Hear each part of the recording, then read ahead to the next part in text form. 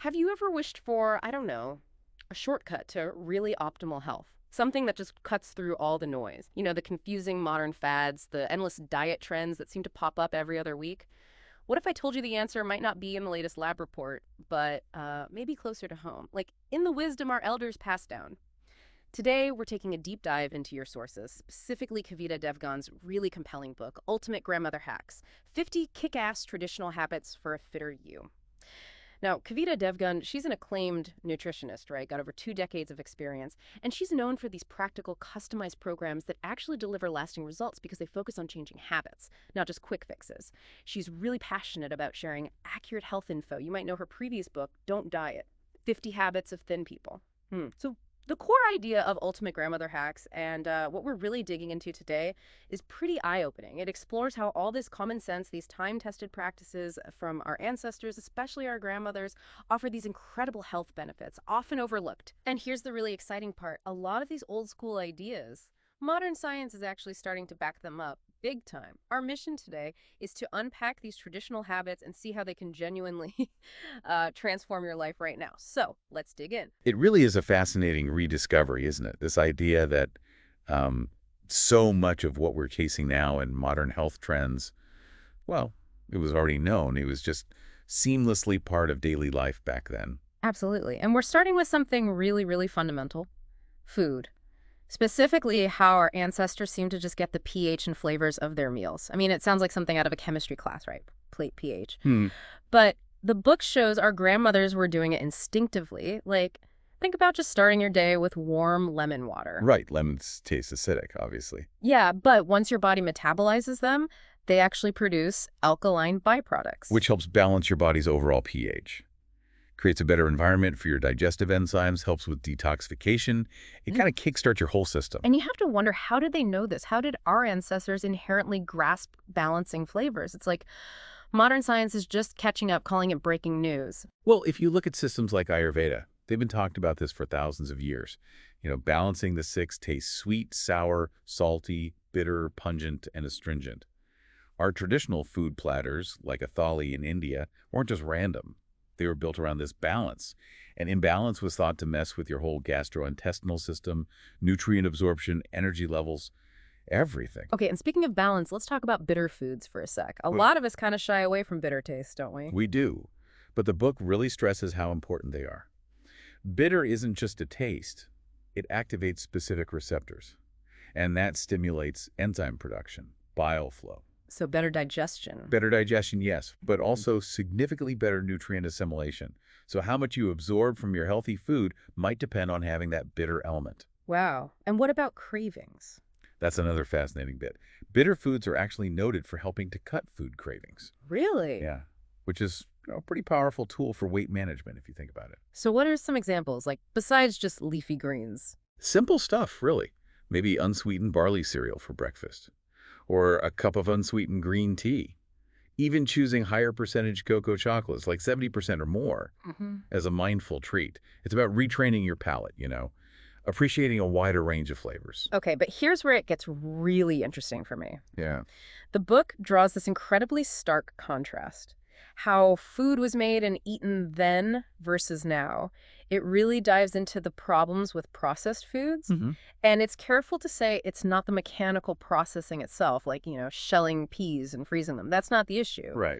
The real problem is the artificial chemicals, the stuff added for taste, shelf life, masking cheap ingredients, bleaching, cost cutting, basically. Preservatives, artificial colors, synthetic flavors, those are the real red flags. Yeah, like, did you know about perfluoroalkyls? The stuff in popcorn bags? To make them grease-proof. Exactly.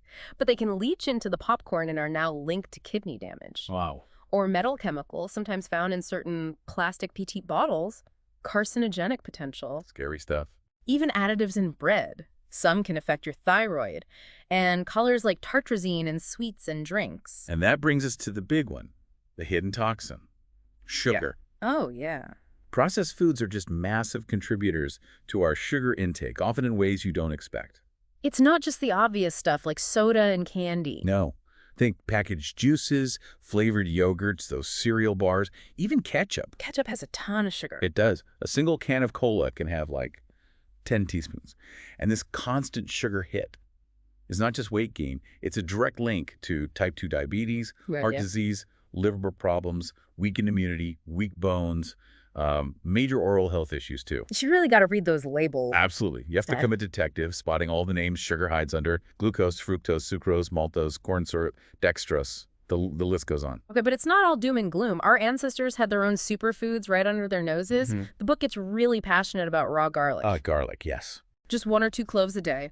Simple, but it's like a heart friend, helps reduce bad cholesterol, offers some defense against certain cancers, maybe even helps a bit with weight management. And the key insight. You gotta crush it and let it sit for a couple of minutes before you eat it. Right. That allows the allicin to form. That's the potent active compound. Simple trick, big difference. And get this, another superfood from the past. Yesterday's rice. Yes, sounds weird, doesn't it? Totally counterintuitive, but apparently boiling rice and then chilling it like overnight in the fridge. It increases its resistant starch. Exactly. What is resistant starch again? It's a type of fiber. Unlike regular starch, it resists digestion in your small intestine. It acts more like dietary fiber, fermenting in the large intestine. And that helps. It boosts satiety. You feel fuller, longer, so you naturally eat less. And it helps prevent fat buildup. Simple kitchen trick, powerful metabolic effect. It's fascinating how traditional diets, way before nutritional labels, just inherently nailed balance and high nutrient foods. What's fascinating here is how traditional diets, without formal nutritional labels, inherently incorporated balance and high nutrient foods. Yeah, like think about traditional Indian desserts. Modak, puran poli, laddus, kheer. They weren't just about hitting the sweet spot. Right. They were often made with really nutrient-dense stuff. Yogurt, lentils, chickpea flour, dairy for protein and calcium. Coconut for good fats and antioxidants, sesame seeds for calcium. So you got nutrition along with the sweetness. The key, as always, was moderation Right. and the quality of the ingredients. Exactly. And the simple, just profound power of eating whole foods our grandmothers knew. Eat the fruit, don't just drink the juice. Because of the fiber. Right. Juicing concentrates the fructose, removes the fiber that slows absorption. That lack of fiber can actually contribute to insulin resistance over time. And eating peels. The book talks about apple peels having like half the apple's fiber and lots of antioxidants. And our elders rarely peeled things unless they had to. Waste not, want not, but also more nutrients. And those quick wins they just knew. A sprinkle of sesame seeds for vitamin B and calcium. A handful of grapes for resveratrol and flavonoid stuff we now hype up in supplements. And herbs and spices. Fennel seeds, somn for gas or upset stomach. Just a natural digestive aid. And turmeric. Haldi, a secret weapon for centuries. And now science is all over it. The curcumin. Potent anti-inflammatory linked to lower Alzheimer's rates, good for congestion, headaches, coughs, seasonal flu. And the hack. Add a tiny pinch of black pepper. Boosts curcumin absorption by up to 2,000%. It's amazing. Okay, and what about drinks, not just water? Right. Traditional chilled homemade drinks were a big thing, tailored to the climate, the needs. Thendai, for instance. The book calls it an immunity booster, a digestive aid. Though, probably best without the traditional bang and definitely less sugar than some recipes call for today. Good point. And Sattu Sherbet, highlighted as maybe the world's oldest instant drink. Sattu? What's that made from again? Roasted gram flour, basically. Rich in protein, fiber, minerals, excellent for summers. And other regional gems like kokum sherbet, bale sherbet, great for cooling, digestion. They were functional beverages, really, not just thirst quenchers. Okay, let's shift gears slightly. Rethinking some dietary staples where maybe modern advice went a bit off track. The book really tackles the whole low fat is good thing head on. Yeah, it challenges that paradigm pretty strongly. It points out, kind of paradoxically, that as we cut fat, especially in places like India, we actually saw heart issues increase and a rise in dementia and Alzheimer's, which used to be much lower. So it's not about no fat, it's about the right fat. Exactly. Getting the right balance of omega-3s and omega-6s. And crucially, being smoke point-wise when you cook. Meaning? Means using oils that can handle the heat for whatever you're doing. Frying. Use high smoke point oils like coconut oil, ghee, peanut oil, palm oil. Avoid heating oils like corn, canola, sunflower, sesame oil past their smoke point because they can break down and form harmful stuff. Which is why ghee was so popular for frying, right? It's stable. Precisely. Ancient wisdom, modern chemical sense. And then there's milk, which gets questioned a lot these days. It does. Lots of talk about plant-based alternatives. But the book pushes back on the idea that milk or yogurt automatically makes you gain weight. It cites research showing calcium from milk can actually support weight loss, and obviously it's key for bone density. Right. Plus, it's an acidity reliever for some, and a great post-exercise protein source, complete amino acids. It discusses the options whole, toned, skimmed, and acknowledges lactose intolerance, suggesting alternatives. It's quite balanced. So what does this all mean? It really feels like our grandmothers were onto something much deeper than just recipes. It's like a whole philosophy. It absolutely is, and the discussion on bacteria really drives that home. The good guys. Probiotics and prebiotics. Right? Fermented foods, yogurt, kefir, idli, dosa, lassi, even congee. They help restore that healthy gut balance. And interestingly, the book even calls turmeric an original probiotic because of how it supports beneficial gut bacteria. Wow. And prebiotics are? They're the food for the probiotics. Found in things like wheat, barley, rye, onions, garlic, leeks. You need both for a healthy gut ecosystem. Makes sense. And sprouts. The book calls them threaded do-gooders. Yeah. They're fantastic. Great source of enzymes, very alkalizing. And because of the sprouting process, the nutrients become much more available for your body to actually use. Plus, a cool side benefit. Sprouting naturally reduces the gluten concentration in grains. Which is great for gut health, even if you're not fully gluten intolerant. And rotating your greens. Simple but smart. Yeah, don't just stick to spinach or sarsaparilla saag. Mix it up. Mustard greens, turnip greens, they have omega-3s and these amazing compounds called glucosinolates. Glucosinolates. Yeah, when you chew them, they convert into powerful anti-cancer agents in your body. Plus, think about beetroot greens, even carrot tops. Carrot tops have like 6 times more vitamin C than the roots. Great for bones, too. Who knew? And what about raw onions and green chilies? Often served on the side. Big benefits there, too. Onions have allicin, like garlic and quercetin. Helps with seasonal allergies, boosts platelets, improves endurance, lung capacity, might even cut stroke risk. Wow. Plus, they're a good prebiotic source and boost immunity. The key is eating them raw or just lightly cooked. Okay, so that's a ton about what was on the plate. Incredible stuff. But the wisdom went way beyond just ingredients, didn't it? Absolutely. Let's move into lifestyle habits. Beyond the plate. This is where we see how small shifts in routine can have huge impacts. Okay, let's unpack this. First up, the shrinking kitchen. A big cultural shift. Yeah, the move from home cooking to ordering in all the time. We've kind of broken that age-old belief that home food is best. The book suggests a simple goal.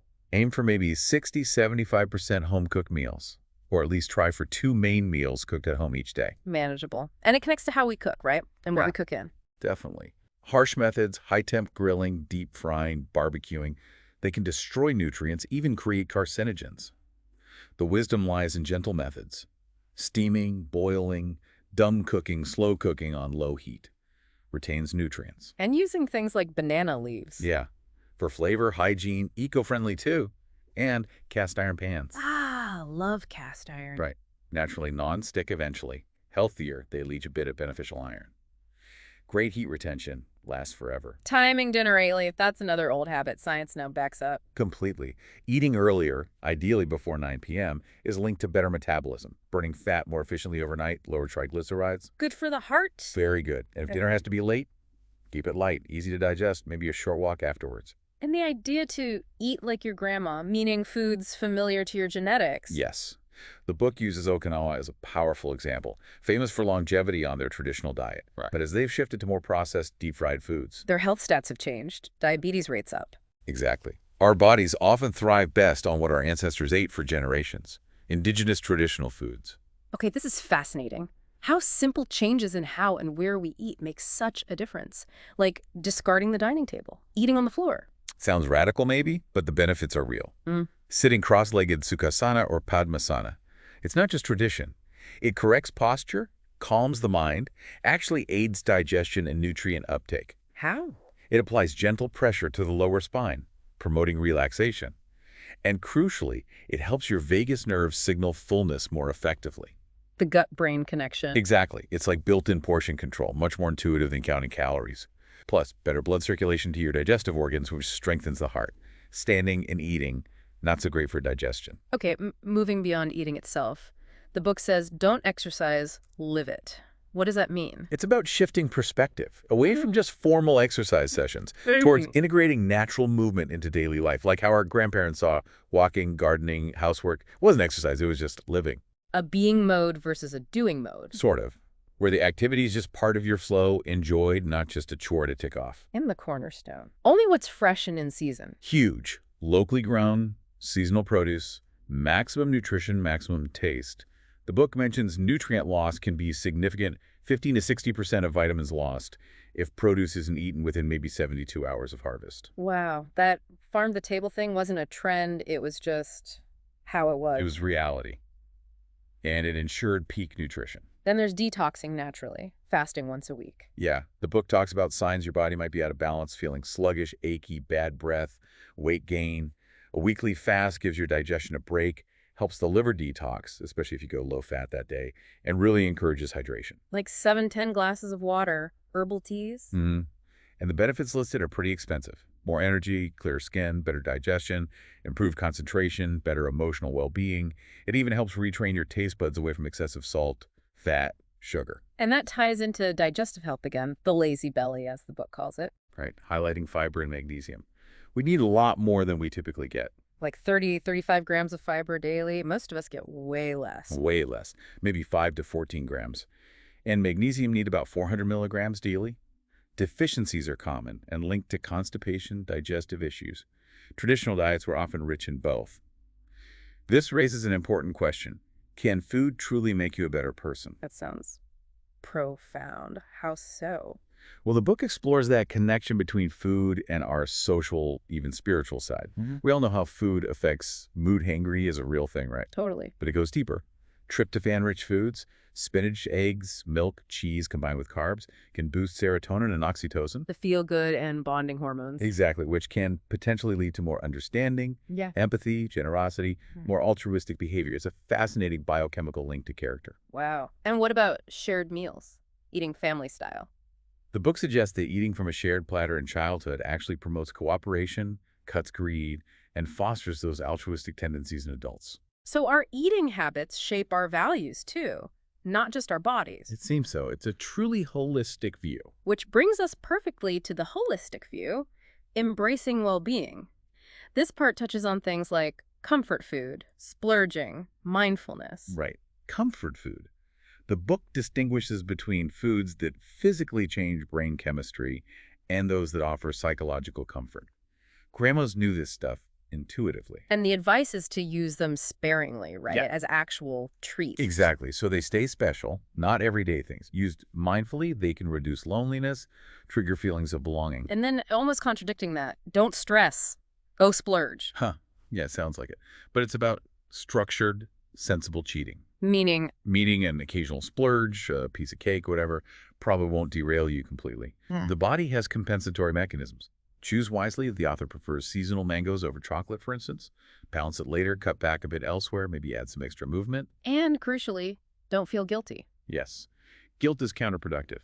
Which ties into the whole idea of holistic living. What does holistic mean in this context? Living whole, being fully aware internally and externally. Managing food, exercise, stress, almost without conscious effort, like our grandparents often did. It's about balance and mindfulness. Eating without gadgets, living in the moment, finding peace in small things. Like they did. Exactly. And that mindfulness extends right down to how we chew. Absolutely. Eat slowly, eat mindfully, chew each bite 20 times. 20 times? That seems like a lot. It does, but new science supports it.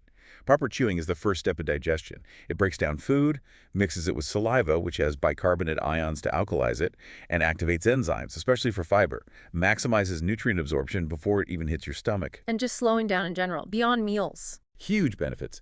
The book paints this lovely picture of leisurely eating guavas in the sun. That slow pace triggers positive autosuggestion, releases good hormones. It reinforces that health isn't just what you need, but where, how, and your mental state. Feeling guilty about eating something unhealthy, that can quadruple the damage, apparently. Wow. And apply that mindful approach to exercise, too. Focus on enjoyment, not just burning calories. So what does this all mean for you listening right now? The power seems to be in these small, conscious shifts. The book gives actionable tools, right? Daily changes. Simple starting points. Yeah. Warm lemon water in the morning, soaked almonds, raw garlic, moving your body, maybe some meditation, reintegrating these simple, powerful habits. It really is about rediscovering wisdom that's been there all along, rooted in centuries of practice. Intuitive wisdom, now often backed by science. And there you have it. Our deep dive into Kavita Devgan's ultimate grandmother hacks really shows how this ancient wisdom, maybe dismissed in our fast world, holds these profound secrets for a healthier, more balanced life. And importantly, these aren't extreme fads. They're often simple habits, totally within your reach. So as you go about your week, here's a thought. What single grandmother hack, maybe one we talked about today, will you try to reintroduce into your routine this week? And maybe think about this too. What traditional wisdom from your own family, your own culture, might science be on the verge of catching up to next?